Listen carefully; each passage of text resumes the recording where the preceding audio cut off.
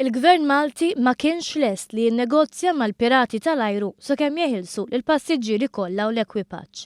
Il-Prim Ministru Joseph Muscat għamel il-pożizzjoni tal-Gvern ċara u tad-dettalji kollha tal-hijacking ftit tal-ħin wara li intemm kollox b'wiċċ il-ġid.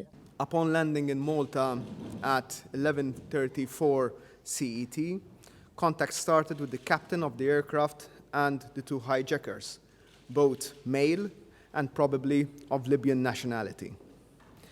Hijackers were told that in order for any discussions to be entertained, they should release all passengers first. This request was negotiated and eventually accepted. Il-Prim Ministru Muscat spjega kif l-aggressuri talbu li jitilgħu żewġ negozjaturi Maltin abbord l-ajruplan. Iżda n-negozjaturi Maltin immexxija mill-Brigadier Jeffrey Kurmi irrifjutaw immedjatament. Kif tħallew l-aħħar membri tal-ekwipaġġ jinżlu mill-ajruplan maħtuf, iż-żewġ aggressuri Suħaħ Mussa u Ahmed Ali ċedew ruhom lill-awtoritajiet Maltin.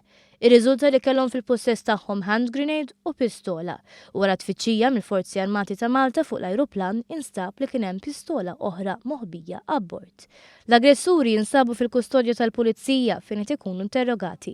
Madankollu l-Prim Ministru stqar li għadhom m'għamlu l-ebda talba u ċaħat l-allegazzjonijiet li deru fuq midja internazzjonali li l-Libjani talbu għall-ażil politiku. There have been no requests for political asylum so far. The commander has just confirmed to me that during his negotiations, Maltese government's position was crystal clear, so no demands were made. So far, last couple of minutes, no such demand has been made, but I cannot exclude that being made in the next hours or so. Fil-waqt li stqari li ma jixtieqx jispekula dwar ir-raġuni wara l-hijack għaliex għadha ma natax raġuni ċara minn fomhom. Il-Pulizija tinterroga wkoll il-passiġġieri u l-ekwipaġġ u ġala darba dan il-proċess jitlesta se jintbagħtu lura l-Libja.